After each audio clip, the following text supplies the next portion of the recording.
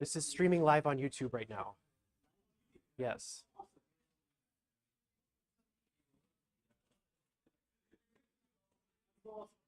Yeah. All right. Hello, everyone.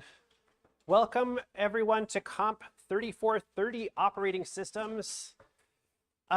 Today is like one of those days where I would be begging my high school teacher to go like have class outside. It is so nice, and it's such a relief to have summer finally here.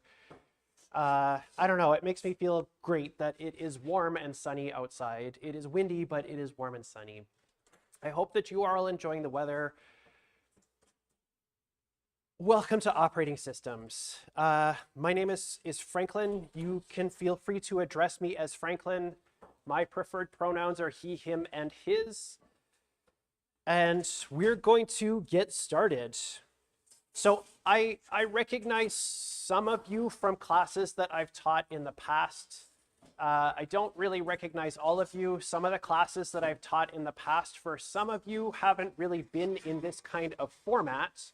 And so I want to introduce you a little bit into the way that I try to structure my classes.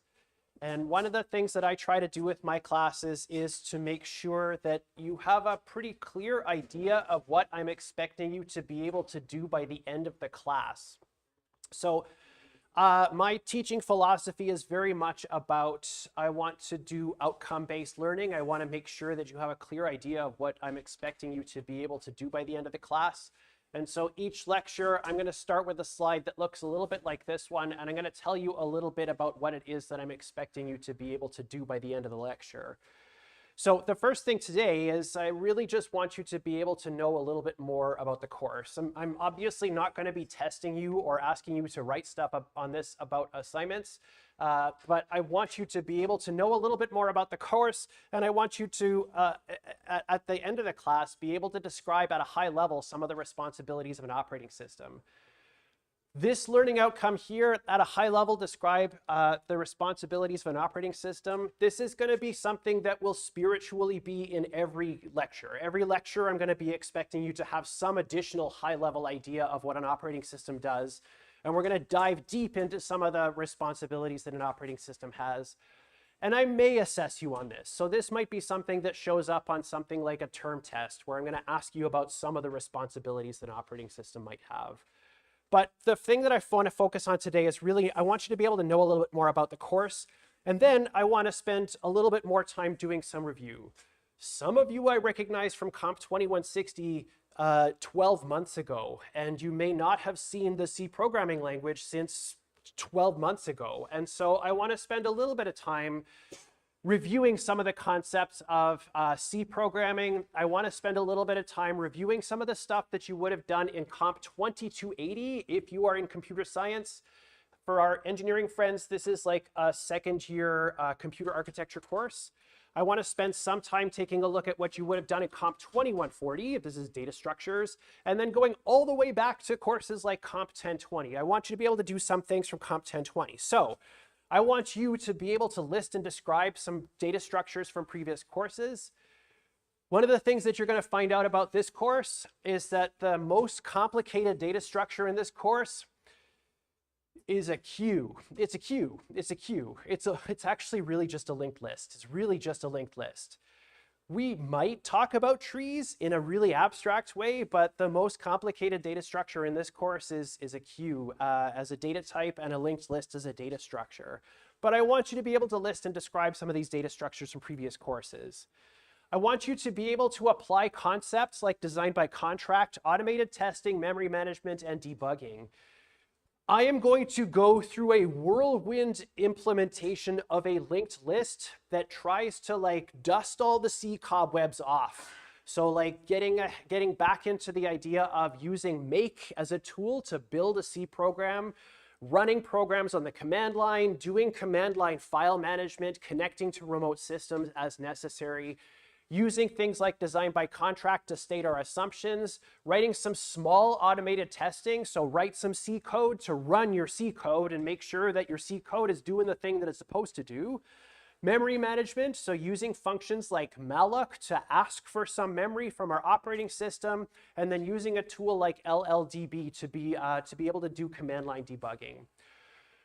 If you don't already know this about me, one thing that you will quickly learn is that I am an old person, both in spirit and quickly becoming in person an old person. And I don't really use VS Code. My experience with VS Code is mainly limited to I need to copy this big piece of text from one text file into another text file, and I don't know how to do that with Vim. And at this point, I'm not going to learn. So I just used VS Code as a text editor to copy and paste things. So I'm going to do command line debugging because that's what I do. I very much welcome you to use VS Code for debugging if you want to. And what I will politely ask is that if you know how to set up VS Code for debugging C, that you share with your peers how to do that on the course forum. I don't want to. I don't want to use VS Code for that. I'm just going to keep using LLDB. I also want you to be able to describe parts of a computer's architecture. So we're going to take a quick dive back into like the different parts of a CPU that you would have seen in a course like Comp 2280, and then finally decide how high-level programming languages are translated to run in a computer. So in Comp 2280, you would have done some sort of comparison between a high-level language like C or maybe Java or Python and assembly language. And in Comp 2280, you were using LC3 as an assembly language, and that's good enough for what we need to be able to do for today's lecture. So again, hello everyone. My name is Franklin. You can feel free to address me as Franklin. My preferred pronouns are he, him, and his. My office is in E2 418. That is like straight up 4 floors. And then there's a hallway that runs along this side of the building. I am at the very end of the hallway. My door has a picture of a teapot taped onto it, sticker. It's a funny joke if you have taken Comp 3010 before, and it's a funny joke if you will take Comp 3010. But it's an HTTP status code, and it was an April Fool's joke. I'm going to have office hours this term on Tuesdays, Wednesdays, and Thursdays from 2 to 3 p.m. So this is basically immediately following this class. Generally, what I'm going to do for that is I will stick around this room. There are no classes in this room after our class. So if there is a lineup of people that want to ask questions about stuff, I'm happy to answer that. And then I will make my way up to my office. If those times don't work for you, I welcome you to email me to arrange some other time to meet. My schedule is generally pretty flexible this term, except for this class where I have to be here at this time. But please email me at that address right there, and please do so from your U of M emails only. If you don't email me with your U of M email, it's not a big problem, but I will generally politely reply and ask you to send it from your U of M email. If you can't be on campus, I can also generally meet remotely. So if you can't be on campus and you need to meet over Zoom, I'm happy to do something like that. So the first thing to note about this course is that our homepage is on UMLearn. I sent everybody that was in the class and on the waitlist an email last week to let you know that this is available. You can find everything that we're going to be doing in the course up on this page. A lot of the stuff that we're going to be doing is under the content section, and we'll take a look at some of these in a couple of moments. But there's also a discussion forum here that we have for just general course material, stuff that you think is funny or off topic. I welcome you to put in the off topic forum. And then there's specific assignment question forums for the assignments that we're going to be working on through this term. The prerequisites for this course are a disaster, but they're there. So it's a lot of stats or physics. It looks really, it looks kind of weird with this big structure of all the prerequisites for this to accommodate all the different kinds of degree programs that are eligible to take this course. So to allow engineering students to take this course and to allow the double honors like physics and comp sci students to be able to take this course. Generally, though, this is operating systems, their design, implementation, and usage. So, operating systems, their design, implementation, and usage. What I want you to be able to do by the end of this course, so this is us 6 weeks from now, I want you to be able to describe implement and analyze data structures and algorithms that are used in file systems. This is one of the very first topics that we're going to be looking at in this course. And the big idea here is that I want you to be able to effectively understand and also implement how an operating system would store your data on an actual disk drive, whether it be a spinning hard drive or something like an SD card that you might be able to plug into your phone or your laptop. I want you to be able to implement this code to be able to work with file systems, and I want you to be able to describe at a high level how our operating system might manage the idea of files underneath the way that we're working with files. I want you to be able to write and analyze concurrent programs. One of the big things that comes out of this course is the idea of concurrency. When you've been working with computers up until this point, as a person that's sitting in front of your machine, we take for granted that it can just do lots of stuff at the same time. So as an example, right now on my machine, I've got my web browser open, and I'm also got OBS open, and I'm streaming what we're talking about right now. And I've also got a terminal open, and they're all running. They're all doing something, and they're all either interacting with each other in some way or not. They're just kind of doing their own thing off in their own corner. When you've been writing code in your classes coming up to this point, a lot of the code that you've been writing has been with the assumption that there's one thing happening, and it's my thing, and that's the only thing that's happening when I run this program. Yes, it runs alongside lots of other stuff, but this is the only thing that's happening. And as far as I can tell, it seems to have control of the whole machine. It's able to access memory, it's able to print stuff out, it's able to get input, and it's able to do all sorts of stuff.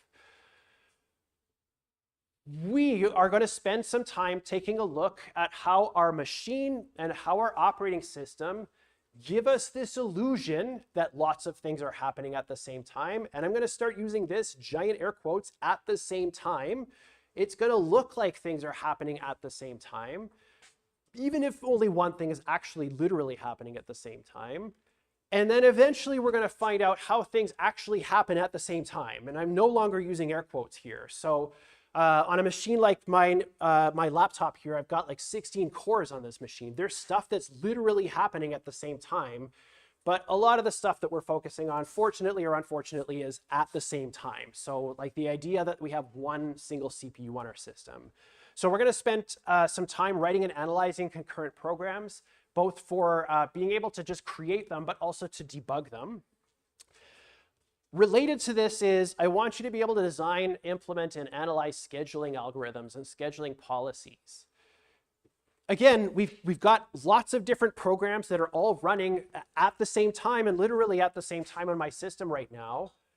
The big piece of my operating system that has the responsibility of doing the decision-making of which program actually gets to use the CPU right now is called the scheduler. The scheduler is a piece of software that applies scheduling policies, and this is kind of like how it makes decisions about which task gets to go next. For a little while in our course, that's going to be question mark, question mark, question mark. It happens. We don't know how it happens. This decision is made and something happens underneath. And then eventually we're going to reveal what that actually looks like. So how does our operating system actually make these decisions? And the very last thing we're going to be looking at here is describing and analyzing strategies for managing memory. We're going to be looking at this in a couple of different ways. One is going to be from the perspective of we are asking our operating system politely with malloc to give us access to some memory. How does it make that decision? How does it keep track of what's free and what's used? The other way that we're going to be looking at this is from the perspective of, and this is revealing a little bit about what we're going to see later in the course, my machine only has 32 gigabytes of RAM. That's a lot. Like, don't get me wrong, that's a lot of memory to have in a laptop. But every program that's running on here thinks that it has access to like terabytes of memory. It thinks that, and we can keep asking for more memory. And all these different things that are running on my system are all able to use the same RAM on my system, but they don't like crash other programs. They don't crash other programs. They just work. They just happen to work. And so this is an idea called virtual memory. So I want us to be able to spend some time thinking about how our operating system works with hardware, because we're going to have to do a little bit of that. How does our operating system work with hardware so that we can actually have this illusion that each of these programs apparently has many, many terabytes of memory available to it? To do all of this, we are going to be using C, and we are going to be using Unix. More specifically, we're going to be using a Unix-like operating system, which is Linux. This is not a C course. This is not a C programming course. I'm going to spend some time in class doing C programming, and when I do C programming in class, I'm going to be doing my very best to say things like, remember when you did this in Comp 2160, this is what we're doing right now. And my goal is to try help you get those cobwebs dusted off of what you have for C programming, but I'm not going to be spending time teaching you the C programming language in this course. I want to remind you about this stuff, but I'm not going to be spending time talking about things like addresses and pointers to any great extent. I'm going to use them, but I'm not going to spend lots of time talking about them. This is actually kind of a Unix course. This is kind of a Unix course. We're going to be spending time focusing on Unix and Unix-like operating systems. Windows is not a Unix-like operating system. Windows is kind of its own thing. macOS is a Unix operating system with like registered trademark Unix. It's an actual proper Unix operating system. However, for the most part, the examples that I'm going to be doing in class and the assignments that you're going to be doing are going to be for the Linux operating system specifically. And you have access to Linux machines, and I'm going to try and help make sure that you all have Linux running on your machine before you get to doing any assignments in this course. The other thing that we're going to be spending some time with is a bunch of development tools. So we're going to be using compilers. We're going to be using Clang. I prefer to use Clang. You are very welcome to use GCC if you want. Doesn't really matter to me what compiler you're using. I do insist that you use make. I will provide you with make files. You do not have to make your own make files. I don't believe that's important in this course. You know how to use make. You should be able to modify a make file, but like I'm going to give you something to start with. Everything that we're going to be doing, or everything that, at least that I'm going to be doing, is on the command line. So like I said, I don't really use VS Code. My preferred text editor is Vim, and I welcome all of you to fight me about it if you want, but I'm going to use Vim. You are very welcome to follow along with me with Vim, but I'm very happy for you to use VS Code. But I'm going to do things like making directories and changing into directories and showing you like how stuff works on the command line. Yeah. What about C-Line? It's free for everyone, right? For students. The Clang C-Lion. Oh, I don't even know what that is. From IntelliJ. All right. So there's another editor you can use. C-Lion. C-Lion, like as in with a big mane. A lion with a mane. It's you know how IntelliJ have the Java thing, right? Custom built for Java. C-Line is custom built for C and C++. Ah, okay, cool. Well, please share links on the forum. Please share links on the forum. Yeah. It's free. You gotta make a account for it, though. Okay. You gotta use your school. Well, free is good. $0 is always the best thing. And that's a great segue to our textbook. The textbook that we're going to be using this term is a textbook that's called Operating Systems, 3 Easy Pieces. This is by Ramsey and Andrea Arpaci-Dussault. This, I think is a really good textbook, partly because it's free. This isn't something that you have to pay money for. I'm going to pop over to the webpage right now.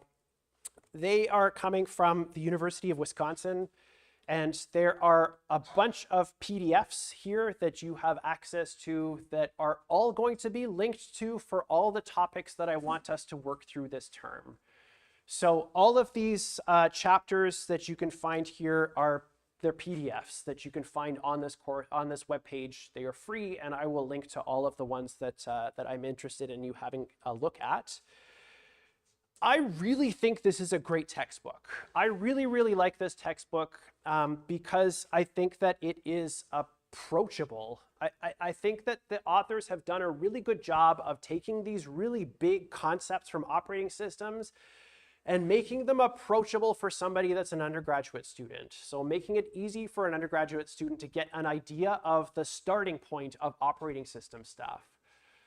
I think it's great, partly because it's sometimes funny. I think that these authors have a pretty decent sense of humor, and there are jokes in there that sometimes maybe only I get, again, as someone who is rapidly becoming an actual old person, but I think that this is actually a pretty funny textbook sometimes. There's like little Socratic, like they have a little conversations sometimes that I think are sort of funny. We're not doing it in the same order that they have on their course webpage. I'm going to take us to the schedule in a little bit, but the listing of chapters that's on the Operating System's 3 Easy Pieces website and the numbering of the chapters is not the same as what we're going to be doing in this course, but I will direct you to which chapters we're going to be looking at for each part of this. You're going to be required to read chapters from this textbook. I'm going to do my best each class and each week to give you a clear idea of what I want you to be able to get out of the textbook. I'm going to try to give you a clear idea of what parts of the textbook are irrelevant. So one thing that we're going to see pretty soon is this idea of physical and mechanical hard drives as a kind of like introduction to file system stuff. And one of the things with file systems and mechanical hard drives, when we're thinking about mechanical hard drives, there are things like performance characteristics of mechanical hard drives. How fast can we transfer data from this disk into memory? And me, I think that's irrelevant. I'm never going to ask you questions about that. And if I don't ever plan to ask you questions about it, or if I don't think it's important, I'm going to tell you that. In some cases with the textbook, the things that I want you to get from the textbook are superficial at best. I want you to be able to define some key terms. I want you to have seen some key terms before you show up to class so that we can do things like talk about scheduling together.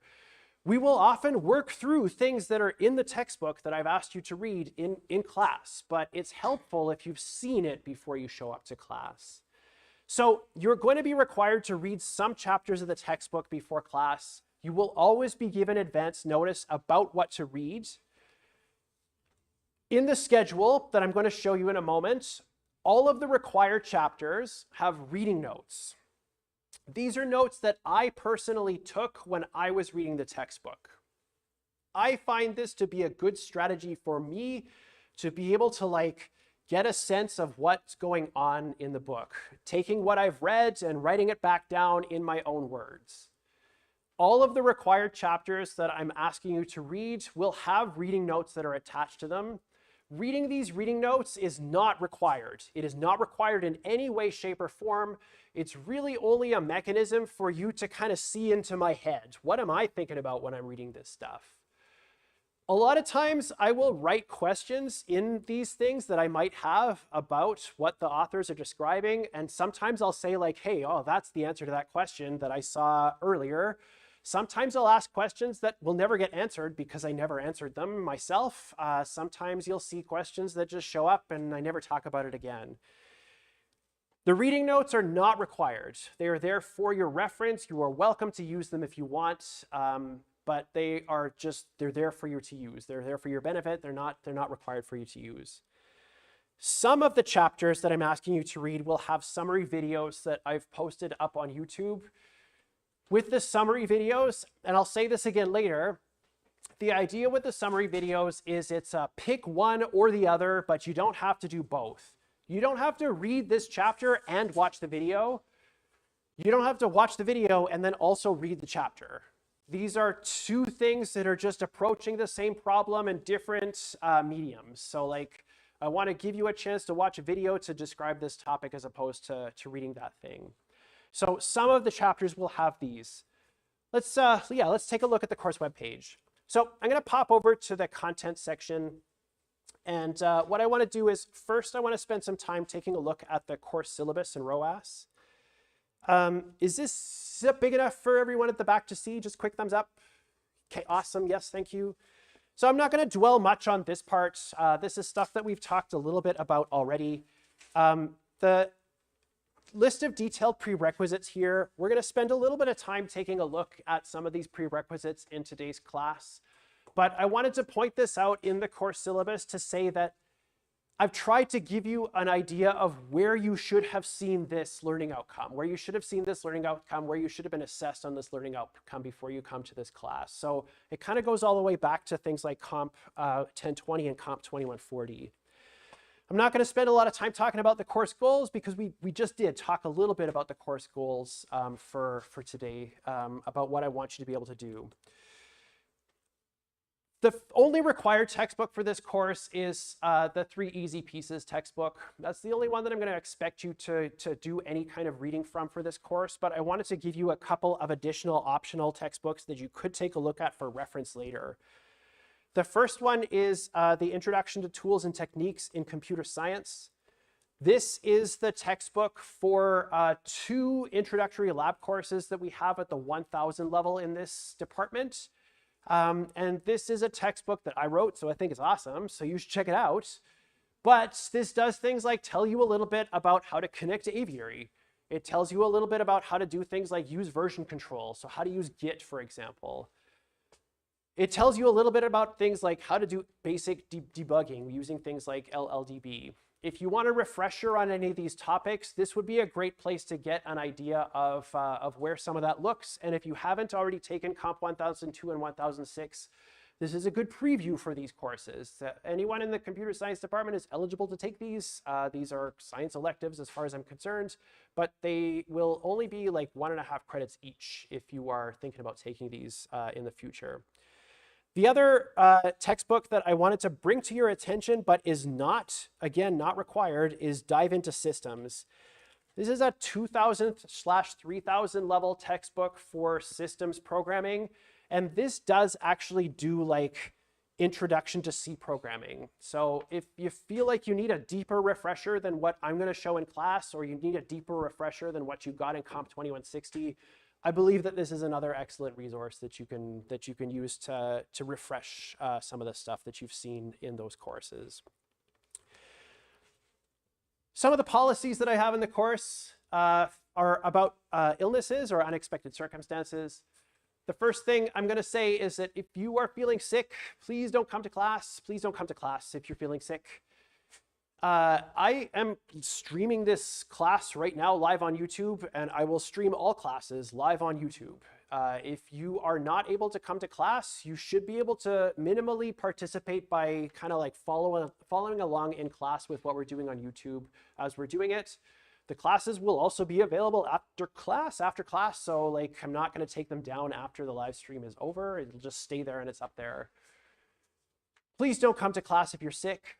If you are feeling sick, and this class is going to happen quite rapidly, if it's happening quite rapidly and you're feeling sick and this is affecting your ability to do things like hand assignments in on time, please supply me with a completed self-declaration form. So whether you're sick or some other kind of unexpected circumstance that is outside of your control, please send me one of these things.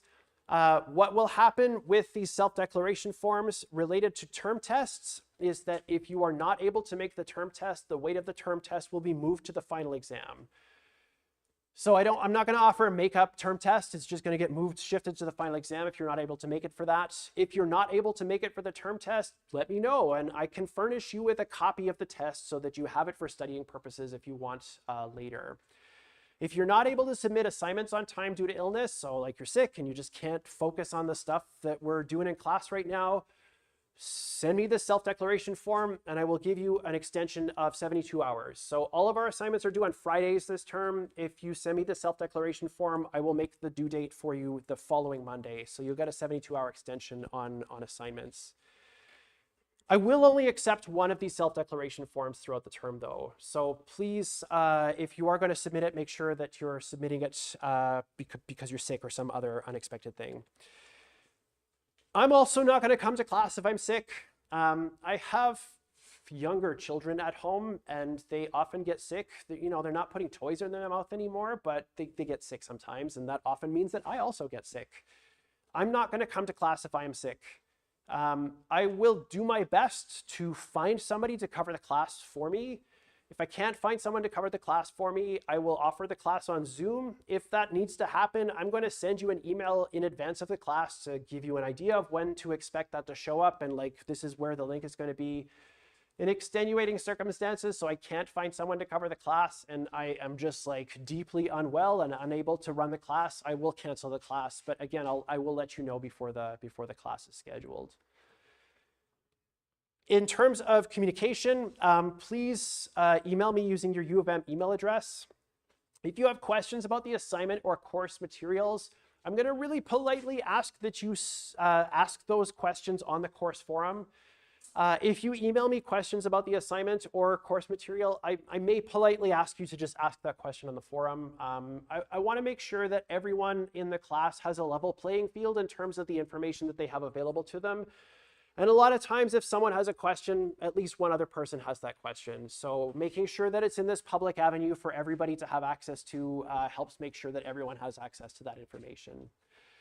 If you have questions or concerns about feedback that you've received for an assessment, like a term test or one of your assignments, then please, yes, do email me. I'm always very happy to take another look at any assessment that you've been given in the class that's been done by graders, because I want to make sure that you are assessed fairly in this course. So please email me. I'm not guaranteeing that I'll change your grade, but I'm very happy to take another look at an assessment if you have any questions or any kind of concerns about the assessment. In terms of academic integrity, there is an honesty declaration link at the top of the course webpage. Please make sure you fill in that checklist before you start working on stuff in this course. But the main thing I want to say here is that if you're submitting work for assignments in this course, please make sure that it is your own work. Please make sure that you have written all the lines of code that you are submitting for assessment in this course. The purpose of this course, the purpose of all the courses really at the university, is to assess your ability to demonstrate learning outcomes. And I want to assess your ability to demonstrate learning outcomes. I don't really care if ChatGPT or Claude or Copilot can do these things. I want to know if you can do these things. That is my goal. My job as an instructor is to help make sure that you can do those things. And I want to help make sure you can do those things. So please come and talk to me if you have problems with stuff. But please make sure that everything that you submit for the course is something that you have written. I'm going to be taking submissions that you make for assessments in this course and comparing them to other submissions that were made in previous terms for this course. So please make sure you're submitting your own work for coursework and assessment in this course.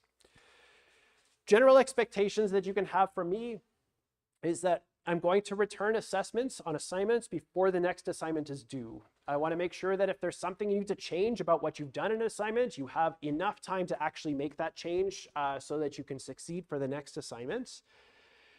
I promise to return your term test with feedback before the final exam, so basically before the end of classes. I'm going to do my very best to make sure that you get it before the voluntary withdrawal deadline, but my promise is before the end of classes. I'm going to try to use a variety of teaching strategies in the classroom. So like right now, I've been spending 30 minutes just shouting at you all. I don't want to shout at you all for 75 minutes every single day of the week. I want to give you an opportunity to like participate in stuff, either in the form of code along with me as I'm writing stuff down, or surveys or quizzes or questions that we're going to have during class time. So I want to make sure that you have the ability to see this stuff in a variety of different ways. If you find some cool stuff that's related to operating systems and you want me to talk about it in class, let me know. And I'm very happy to at least consider doing that if it fits into the schedule that we're working with this term. And then generally, I'm going to do my very best to respond to emails or forum posts within 3 business days. Generally, I'm replying to stuff pretty much as soon as you send it to me, but this is my job. This is my workplace. And I try to make sure that I keep my work and my life balanced and kind of separate. So I will generally not reply to emails that I've received after 3 p.m. until the next business day. I'm not going to reply to emails or forum posts that are posted over the weekend, but I will reply to them generally on the next business day. And same thing with emails and the same thing with general holidays. So if there's a holiday during the term, I'm generally not going to reply to emails during that time.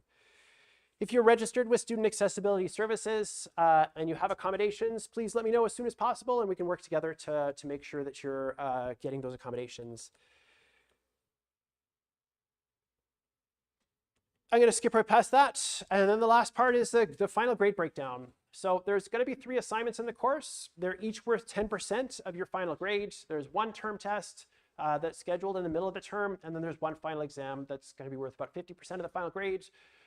There's a policy in this course that you have to pass the final exam to pass the course, to receive a passing grade in the course. The schedule of assessments is that there's going to be assignments due on basically every second Friday, starting from today.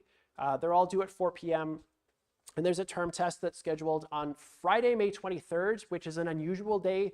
We don't normally have class on Fridays, but that is the week of the May long weekend. So there's no class on Monday that week. And so the week gets kind of shifted over for us. So the term test will be scheduled on the Friday of that class. And then there's going to be a 2-hour final exam. The final exams are scheduled by the registrar's office, so I don't know what that looks like right now, but when the final exam schedule is posted, I will do my best to make sure that you are aware of when our final exam is going to be. And that's pretty much the end of the syllabus. I'm going to pop over here now to the schedule for the course. So the schedule for the course, I'm going to only really look at today and this week's part of the course, but this should give you a pretty good idea of what everything looks like throughout the course. Normally when I'm running this course, I don't reveal the entire schedule for the whole term. I'll make sure you know when assessments are due, but I won't reveal all the topics and stuff until we're doing it week by week. But because this is such a quick class, I want to make sure that you have a sense of what everything looks like as we're getting into the course. So what we're doing today is intro stuff. And so we're getting an idea of learning a little bit more about the course. The 2 readings that I have marked for the immediate consumption, if you want to, these are fully optional. I'm not going to assess you on any of this stuff. This is here for you to get a sense of what the textbook looks like. So the Introduction to Operating Systems gives you a high-level overview of everything that's going to be covered in the textbook, and including stuff that's not actually going to be in our course, but it gives you an idea of what the textbook looks like. You're not required to read this in any way, shape, or form, but it's there if you want to. Starting tomorrow, we're probably going to be beginning to look at file system stuff. And so the very first thing that we've got for file system stuff is to be able to describe the physical structure of a hard drive. Chapter 37 here, the only thing that I want you to take a look at from chapter 37 is sections 37.1 and 37.2. And I'm only expecting you to superficially look at this. So skimming this would be good enough, because I'm going to show you an actual physical hard drive in class tomorrow and then take you through all the things that I want you to be able to define in class. This files and directories chapter here, this is related to describe the data structures used to represent files and directories as seen in Unix. A lot of what this chapter is this is what it looks like to SSH into a system or open your terminal and interact with the file system this way. There are files and there are directories, and you can change into directories, and you can look at the contents of files using text editors and that sort of thing. The other part of this is it's going through the API of how you interact with files on a Unix system. So how to use a function that's called open and how to use a function that's called read. For that part, the very big part that is, here's all the operations that you can do to a file, for now, superficial. That's all I really expect you to be able to see is these are the function names, and the function names basically do what they say on the tin. You open a file and you get a file thing, and you read a file and you get data from that file. That's superficially what I want you to be able to get from this. The file system implementation part, this is something that I do want you to know a little bit more in detail about. So this is describing a specific file system that's called VSFS and ext2. We're going to talk about ext2 next week. So in terms of being able to understand what's going on with this, what I'm ultimately looking for you to be able to do is to begin to compare file systems to each other. We're going to focus in class on the exFAT file system, and the exFAT file system does not have a textbook chapter here. So this is something that we're going to be doing fully in class and using documentation that's available to us from Microsoft. But This file system implementation has a YouTube video. Again, you can pick one or the other. You don't have to watch the video and read the chapter. You can just watch the video or you can just read the chapter. You do not have to do both. These links here, these are all reading notes. Again, for each of these, they are fully optional. They're there if you want to see into my head about what I'm thinking as I'm going through this stuff, but you don't have to read them if you want. The rest of the course kind of looks a little bit like this. I've tried to put into place when we have things like tasks and deliverables, so when assignments are due and when we're going to have term tests and stuff. But you're welcome to look ahead at the rest of the stuff for the next few weeks. On Fridays, what I'm going to try to do is look at the schedule again. Like, this is what we just did. This is what we're going to be doing next week. Again, we're going to be moving fast, and so I want to make sure that we're all approximately on the same place as we're going through the course. Does anybody have any questions about this before I keep trucking on here?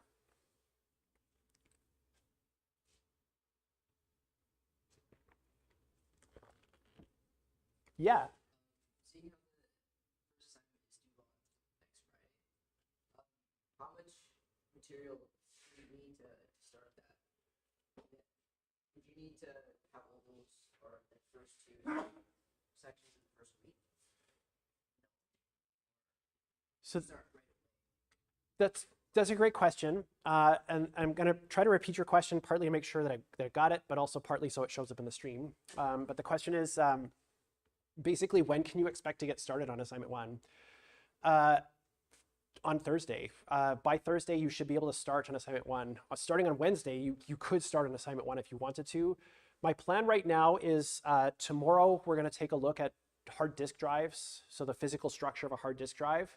On Wednesday, we're going to spend time talking about the EXFAT file system in a great amount of detail. And then on Thursday's class, we're going to talk about the assignment itself. So by Thursday's class, you should be able to start fully on the assignment. By Wednesday's class, you should be able to start the assignment in terms of what we're looking at for this course. Any other questions? Yeah. He goes slower with the name. So the file system that we're going to be doing for the assignment is called EXFAT. EX. Yes, EXFAT. Oh. And the ones that are described in the textbook are called VSFS, very simple file system. And this is functionally the same as the ext2 file system that's on Linux. But again, we'll talk a little bit more about those when we get to that point. Any other questions?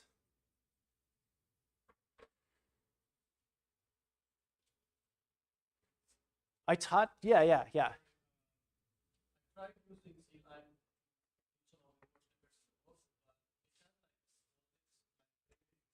Right. So if you're using CLion on Windows, you may not be able to do some of this stuff. I'm not sure if CLion can connect to the Windows subsystem for Linux.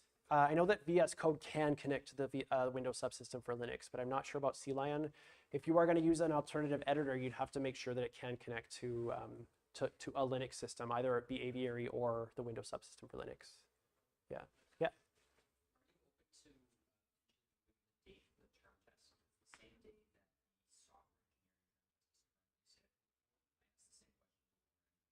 Well, what did she say?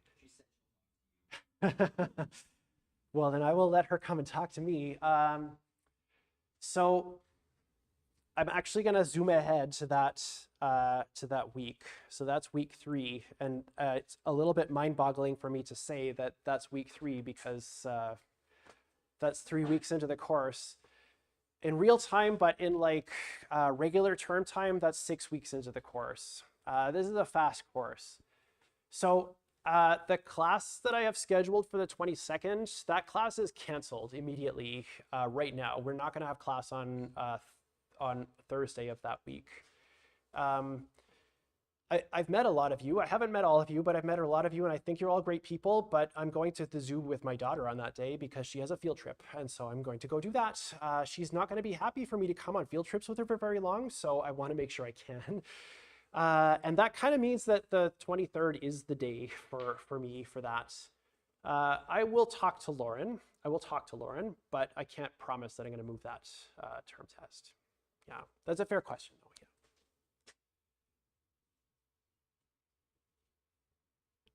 All right. So I had this class in this room last term, and it was unbearably hot every single day, and it's fixed. And I'm delighted by that because it would have been awful to come back to this room again and just have this unbearable heat every single time we're coming to the class. So if you were in this class and you're listening to this now for some reason, it's better now, but that doesn't help you at all. All right. So generally, in terms of expectations, I really want you to participate. I think this is important for me because it makes me feel good when people are participating. I think this is good for you because when you're participating, again, my idea, my philosophy on teaching is that you're going to learn better by doing stuff. And so if you're participating in the stuff that I'm doing in class, whether it be in the form of a quiz or just like typing along with me with coding, I personally think that you will learn a little bit better with that. I think that participation is important. I'm going to try to make sure that participation is achievable for everybody. So like, I'm not always going to be asking, put your hand up if you have any questions. I'll try to do Mentimeter and stuff so that you can ask questions that way if you don't want to raise your hand, but please participate in class. I expect you to do your own work. Like I said, I know that ChatGPT and Claude and OpenAI and Copilot and whatever can do a lot of the stuff that we're doing. It surprisingly can't do everything that we're doing. I've tried, but it can do a lot of the stuff that we're doing. But again, the idea here is that I want to assess what you can do. I want you to demonstrate that you can accomplish these things. And so I want to do an assessment for you. So please do your own work in this course. With that said, please use tools like Stack Overflow very carefully. This is, oh no.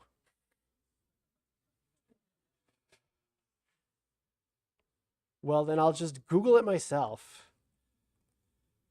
Here's a common question that people ask. How do I get the length of an array in C? And this is one of my favorite questions. I don't want to sign in. This is one of my favorite questions. Oh my God. Yep. Awesome. Yeah, awesome. I am delighted by this outcome here. This is one of my favorite questions to ask. I'm going to skip past this. I'm also going to skip past geeksforgeeks.com. I know that's our best friend, but I'm going to skip past it. I'm going to go to Stack Overflow where you can see that I've clicked this link before. How do you determine the size of an array in C? I don't want to sign into my Google account. I'm going to scroll down here and I'm going to look at this giant green check mark here that says this is the correct answer to this question. And it says, hey, use size of on the thing that you're trying to get the length of and the first element. This says, how big is this thing and how big is each element? And awesome, it works. It does tell us the correct answer in this specific contrived situation. This does not work in general. This answer is wrong in general. This is not the way to find the length of an array in C. This works in a situation that's very specific, which is you have a stack allocated array. To have a stack allocated array, you have to put the size in the square brackets. You got to put the size in the square brackets. You know how many elements are in that array because you put that size in the square brackets. You know exactly how many elements are there. So why would you calculate it? Why would you calculate it? Yeah, this does work because it does say that A has 17 integers in it, and the size of A at element 0 is the size of an integer. It does work, but you know how big it is. You know how many elements are in this thing. If you scroll a little bit further down, actually, if you just go right there, where you've got this 678 points upvoted response to this big green check mark correct answer, it says, don't stop reading here, read the next answer. Because it only works for arrays that are on the stack, and it doesn't work for things like I'm passing an array to a function, or I've called malloc to get an array allocated for me. Stack Overflow is a great website. Like, don't get me wrong, it's really good. It can be helpful in times when we run into these roadblocks that get us stuck and we can't proceed past this. But it's important that we keep looking at and critically analyzing the results that we're getting back from this. This was a happy accident. I did not expect Google to show this for me. And that kind of is a nice segue to using ChatGPT, Claude, and Copilot carefully because they do stuff like this. That response on Stack Overflow that has the giant green check mark is the one that's marked as correct. And as far as our AI tools and friends are concerned, that is the correct answer. And so I'm going to tell you, this is how you can do that thing.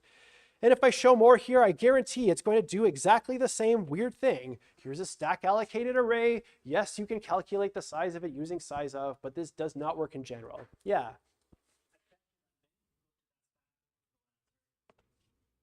W3 schools. Yeah. And the Microsoft web page for some reason.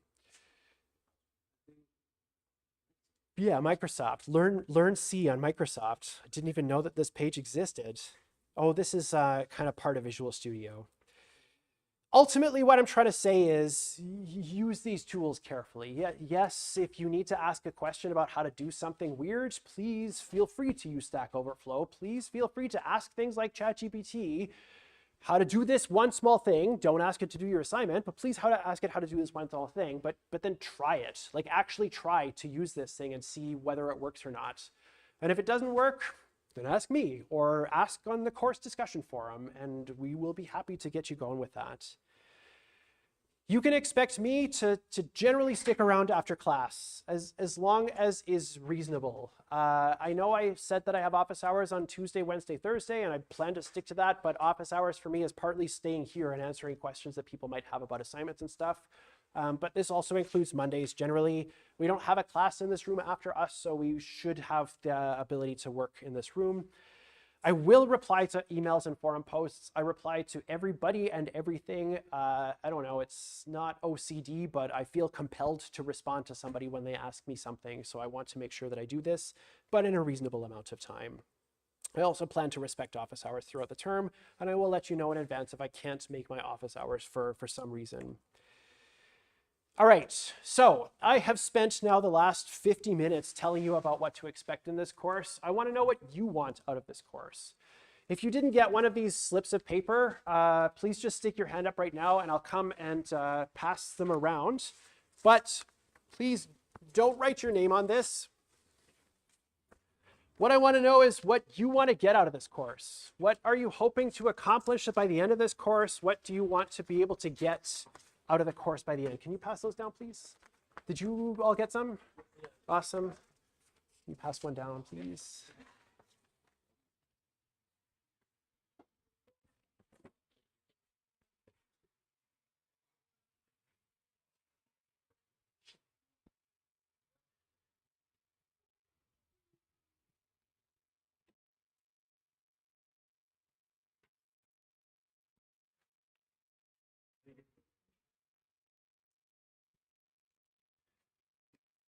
Oh, I'm so sorry.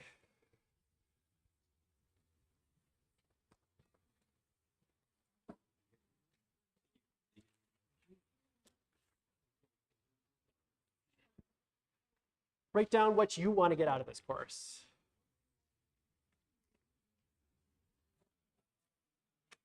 Like I said, don't write your name on this. I don't really want to know who you are. I do want to know who you are, but I don't want to know who you are in this context. I just want this to be anonymous.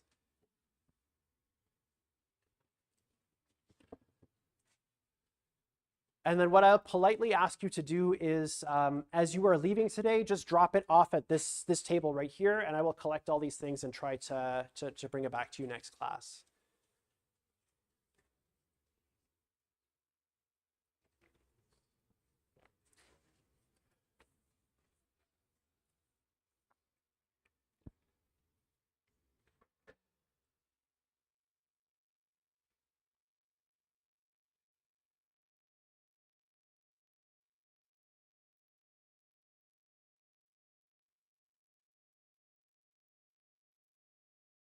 All right, if you haven't finished, no worries. Like I said, please just drop it off before the end of class, but I'm gonna keep on trucking. And I want to tell you what this course isn't about. And don't stop writing mid-sentence if you don't want to, but this is not a course about C. Again, emphatically, I'm not going to be teaching you the C programming language in this course. I've tried to give you some references that you could use for C programming language. I'm going to do C programming in this course, and I'm going to try to verbalize some of the stuff that you maybe haven't seen in a while, but the goal is not to learn C, it's to use C as a means to an end. I'm trying to get us to doing operating system stuff, but I'm not going to teach you about C in this course. I am emphatically not going to be teaching you about C in this course. I'm going to be delighted if you learn something about C, but that's not the point. That's not the goal that I have for this course. This is also sort of a course about Unix and Linux, but this is not a course about system administration. I'm going to use the command line. I'm going to change directories. I'm going to make directories. I'm going to use version control software in this course, but I'm not going to install packages. I'm not going to do anything about installing packages. I'm not going to be doing anything about how to run a web server. That's Comp 3010 if you want to take that course. If you want to do system administration stuff, the other place that you can see some of this is in Comp 1006, which is in the textbook that I've linked to for tools and techniques in computer science. But we will spend a lot of time thinking about how to use Unix and Linux, and we will spend a lot of time thinking about how Linux is operating and working under the hood, how it actually works to accomplish the stuff that we're trying to do in this course. You're going to be using Linux for everything in this course. The main resource that you have at your disposal that is a Linux system is Aviary. Aviary is something that you would have, I'll come to you in just a second. Aviary is something that you would have used in Comp 2160 for doing C programming exercises and handing in your work. This is programming practices, Comp 2160. Aviary used to be an actual physical lab on the 4th floor, but now it is just a bunch of computers that are in a closet somewhere. The joke with Aviary is that these are all a bunch of Linux machines, and they're all named after birds. Every Linux machine in this, this setup is a bird machine, and an aviary is a birdhouse. It's a really big birdhouse, and that's the funny joke. Ha, ha, ha, ha, ha. Yes, yeah, yes, thank you, yes. So you can expect access to Aviary after the revision periods. My goal for us today, and I'm going to stick around after class for this until about 2:30. My goal for us today is to have a Linux environment locally running on our machines. That's not part of the course, but I want to offer that to you if you want to be able to do something like that. But you should have access to that by the revision period, which I believe is Wednesday. Again, this is a really fast course. This is a really, really fast course. So in terms of assessment, though, everything that you submit must work on Aviary. I'm going to try to help you get a local environment set up as much as I can, but if it works on your local environment, I cannot guarantee that it will work on Aviary. It gives you the ability to do work on your assignments without connecting to Aviary, but I can't promise that your work is going to work on Aviary if it works on your machine. Your graders are all going to be using Aviary to assess your work. This is important to me because it is a homogeneous environment for everybody. This is the same environment for everybody. And so it's the same environment for you as your peer, as your grader. It is the same environment for everybody with access to the same tools, and it must work on Aviary. Yes.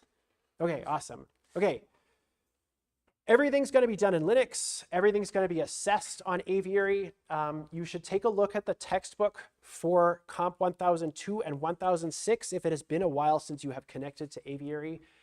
But very quickly, on a terminal, so whether you're using Windows or macOS or Linux, connecting to Aviary on campus is just SSH your UMNet ID at aviary.cs.umanitoba.ca. So when you get to the point of being able to do this, this is how you're going to do this. If you are working off campus, you must connect to the VPN first. You have to connect to the VPN to be able to connect to Aviary. The textbook that I've linked to here describes how to do connections to the remote computer. I have a nice video there. Connecting to a remote computer with SSH, it's connecting to your VPN software. There's a link to this here. This also has things like managing files on the command line, and then using a tool like Handin to be able to submit your assignment. So if any of this stuff is stuff that you have forgotten about in the last couple of years, this is one way to find out about that. When I'm doing classwork, I'm generally just going to do it on my laptop to try and remove things that can break for me in the middle of class because I don't want to have network connections causing issues with me showing examples in class. I'm just going to work locally on my machine, but my machine is generally the same environment as what we have on Aviary. And here's what I want to start with. Here's our first actual operating systems topic. What do they even do? What does an operating system even do? This is going to be the first opportunity that I want to give you to code along with me if you have something set up. If you don't, no problem. If you can connect to Aviary, awesome. If you have a Linux system set up on your own machine, also awesome. But the purpose of this exercise is not necessarily for us to do a lot of C programming. It's more about I want to spend some time thinking about what kinds of things our operating system is doing for us so that we can call certain functions on the command line or in a C program. So I'm going to write a little program in C. I'm going to start by using version control to get access to the code that I am working with. And then we're going to use a build system, we're going to use make, and then we're going to use a text editor. Again, I'm going to use Vim in class to be able to do this stuff. As I'm writing this code, and if you are following along with me as you are writing this code, what I want you to think about is, what are we asking our operating system to do? So I'm sitting here writing code. The code that I'm doing is making polite requests of my operating system. Hey, please do this thing for me. What are we asking the operating system to do? And the other thing I want you to think about is, what does an OS need to keep track of to do this on our behalf? And so I've put up a Mentimeter here, right here. I'm going to leave this QR code up here for about 10 seconds. And then I'm going to go to my terminal and I'm going to start writing code. And as I'm going through and writing this code, and as you're following along with me, what I would like you to do is try to be answering the questions. What are we asking the OS to do? And what does an OS maybe need to keep track of to do this for us? So as you're answering questions on here, try to put both of those things as much as you can in the response that you're having. You should be able to do multiple responses here, and you should have the option to vote on responses. So if you see something that makes sense to you, then you should have an opportunity to vote on that.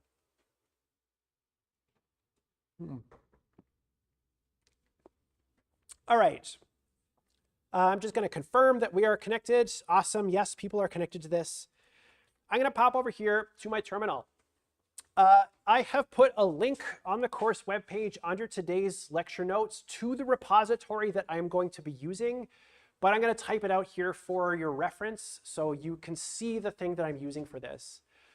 I am going to try to be using Git as a version control software for all of the examples that we're doing in class, and it's also going to be used for like the starting points that you're using for your assignments. So I'm going to try to demonstrate how to use version control minimally in the class in terms of what I want you to be able to do.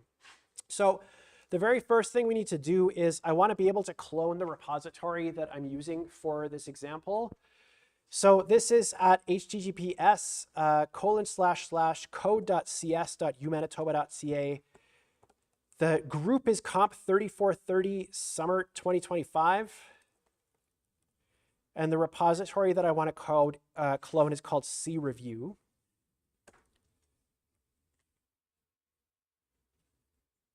If you are currently in comp 3350, you will also be using code.cs for your projects this term, assuming that Lauren is continuing to use that setup for you. And then your access to that should also be tied to your CS Linux account. So when you have access to that, you should have access to this.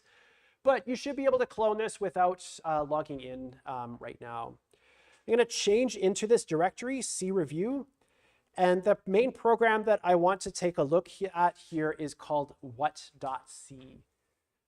There are other things that are in this directory that are important for us to see, but not super important for us to spend any time dwelling on right now. There's a README, which I will effectively be verbally doing in class, but I generally try to write down in my README what you should expect to do to be able to build this code, what the code does, what we're trying to accomplish with it, and that sort of thing.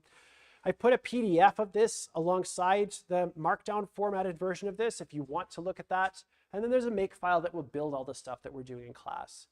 There's list in this directory as well. We will do list tomorrow, very first thing. Today we're going to spend some time with what.c. So what.c right now is empty. There's really nothing inside this file except for my main function.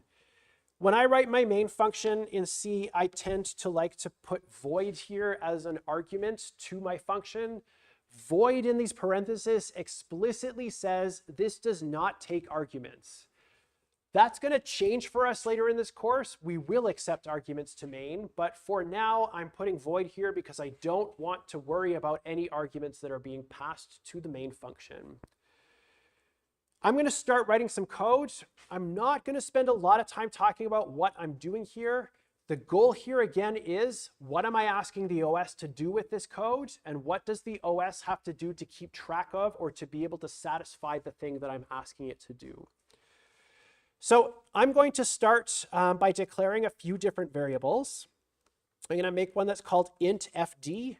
Fd here stands for file descriptor because I want to work with files here. I'm going to declare another variable that has a type of size t. Size t is something that you would generally use for arrays. So this is how big an array can be on the system that you're working with. The extra s as a prefix here says that this is a signed size type. And this is used in places where there's a possibility of an error happening. An error happening means that we'll get -1 put into this variable or some other negative value that says this is the error that happened with this. I'm going to use this to keep track of how many bytes were read by the things that I'm going to be asking my OS to do. And I'm going to start here by saying that fd is equal to open. And I'm going to have this open what.c. I'm just going to have this program open the source code to the program. And I want this to be O_read only. I want to read this as a read-only file. I don't want to do anything with it other than being able to read stuff from it. I am going to pop open a new terminal to the side here. So I'm using a program called tmux. This is a terminal multiplexer. This lets me do things like having multiple terminals open in the same window. I can share a link to my GitHub repository that has all my configuration files if you want to have access to that. I like to do this because it means that I don't have to have 50 windows open for different things. The other thing I want us to see here is I want to see what I need to have as an include for the open system call. So the program that I ran here was man2open. I'm using the manual pages here to ask questions about the functions that I'm calling. So section 2 of the manual pages is for system calls. And these are functions that we are using to ask the operating system to do stuff. And the important thing that I want to see here is what I need to include to be able to call that function. So I'm going to pop back over to my what.c, and I'm going to add number include fcntl.h to the top. And then I'm going to go back down here. I'm going to keep writing. So if fd does not equal -1, so if I was able to open that file, I'm going to start doing some other stuff here. I'm going to say that I want to declare a buffer. Buffer to me is a fancy way of saying I want to make an array of stuff. I want to make an array. I'm going to set this to null to start, and I'm going to say buffer is equal to malloc size of char times 10.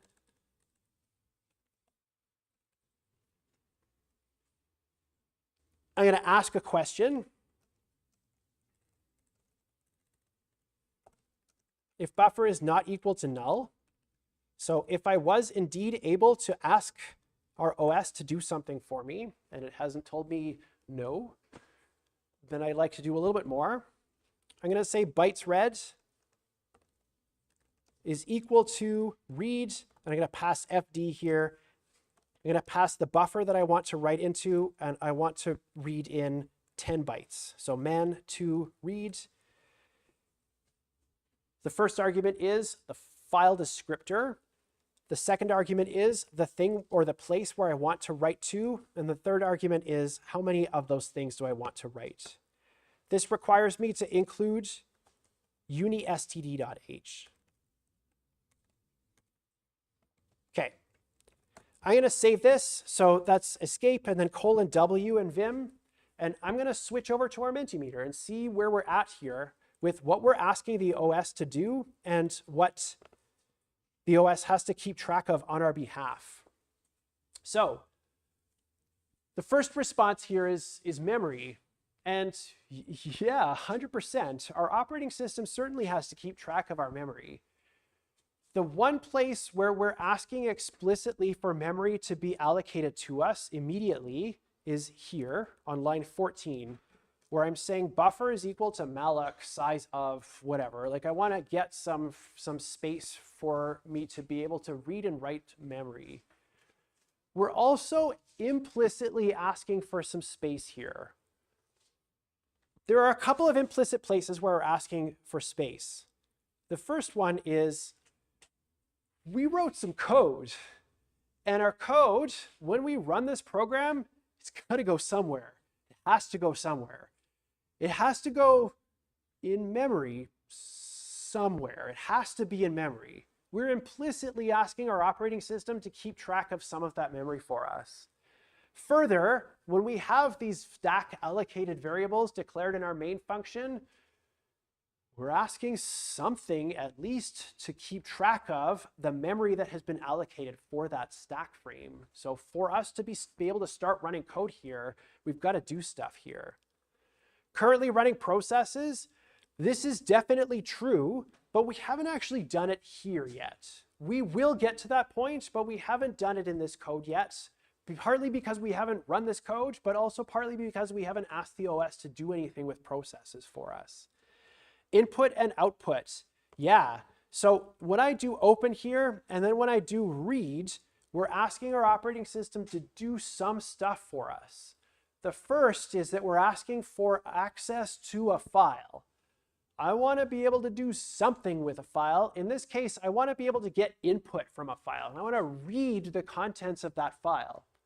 Our operating system has to keep track of lots of different stuff for us to be able to do that. It's got to keep track of lots of different stuff for us to be able to do that. Memory management, memory, what to do first and what to do next. File systems and file management, yeah.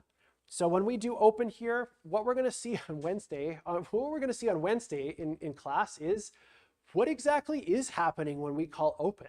How do we even find this file in the file system as an operating system using a file system like exFAT? What data structures do we have to work through to be able to get to that point? All the running processes, memory management of the system and more. Yes, current memory that's able to be allocated. User metadata and order of tasks. User metadata is something that we haven't talked about yet, but we will get to when we're thinking about file systems a little bit later in terms of things like, do I even have access to open the file that I've asked to open? Can I have this? Do I have permission to read the contents of this thing? Where things exist in memory. Fetching the file from all fragmented pieces. Yeah, and that's definitely part of our file system. The memory location of variables, the line offset, yes, yeah. And so I'm going to add one additional thing to this, which is that I may also want to do something like using a function called lseek. Lseek is a function that will let me take a file and change my location in that file, so that when I call read next time, I'm going to get the bytes that are in that file starting at that specific location. All right, okay, errors it might encounter, magic, yes, absolutely. There's a lot of magic in operating systems. And I'm hoping that you can start to see behind the curtain about what that magic is by the time we are at the end of this course. All right, I'm gonna put this code up on the course webpage. These are all excellent answers about what we might have in terms of keeping track of stuff with our operating system. And I'm hoping that as the course is going on, you're going to be able to answer more and more of what each of these different lines are doing. One thing I'm going to say to you right now, and I'm not going to talk about it again until much later in the course, is that this line of code, despite me even just having said we're asking the operating system for memory, we're not actually asking the operating system for anything. We're not asking the operating system for anything. And this is a semantic thing. This is very much a semantic thing. And I'm not going to tell you anything more about that until about week 4, so that you all stick around at least until week 4 to find out what the answer to that question actually is. All right, so thank you all for that. I'm going to pop over back to my slides here. This is the very last part of what I want to talk about today. So this is a big picture that describes what an operating system is. And it describes things like the code that we're writing, which is what these parts here, Linux-specific application and POSIX-compatible application. These two blue rectangular weird shaped things on the sides, this is code that I write. This is code that you write. This is code that our friends write. This is not the code our parents write because our parents generally don't write any code, but this is code that we write. This is the program that we write that does open, and this is the code that we write that does read. There's a small distinction here between function calls and system calls. Function calls are interacting with this green semicircle here that's called the GNU C library. When we do number include stdio.h, we are asking for the standard C library to help us out. Calling printf, for example, is not asking the operating system directly to do anything. It's asking the GNU C library to format our string, and then eventually, with these arrows here, ask the operating system to do something for us. This thing that's in the center here, we can ask it directly to do things. These are system calls. And so that open, when I did man to open, and it says these are Linux system calls, this is me directly asking the operating system to do something. And our operating system here is in the center. These are all the different main components of the operating system that we've got. The memory manager, and so it's clear to us that it has to do something with memory. We've got the file systems. We've got this thing called IPC manager. This is inter-process communication. This is how different programs can talk to each other. The Linux process scheduler, the I/O interface, and the network interface. As we go through this course, we're going to talk about all of these different parts of this file operating system, with the exception of network interface. We are not going to touch networks with a 10-foot pole. We're not going to do anything with networks at all. But throughout the course, you're going to see all of these other parts of this file operating system structure. So I'm going to skip ahead here. And at this point, what you should be able to do is know more about the course. At a high level, you should be able to describe some of the responsibilities of an operating system. But again, like I said, spiritually, this will be in every lecture. This is something that you're going to see in every lecture that we're going through. I'm going to uncheck all of these because we didn't get to that point yet, but this is one of the first things that we'll do next class tomorrow. And that's it for today. Just one moment. Like I said, I'm going to stick around. The homework that I have for you, which is unofficially homework, is get a Linux system running on your own machine. And I will stick around here. On Windows, what I would suggest you use is the Windows subsystem for Linux. If you're using macOS, I'd suggest that you either use Lima, which is a virtual machine manager, or another piece of software that's called UTM, which is another kind of virtual machine manager. So I'll stick around here after class. I'm going to stop the stream, but I'll stick around here after class if you want to work together on that. But otherwise, I'll see you all tomorrow. Bye, everyone.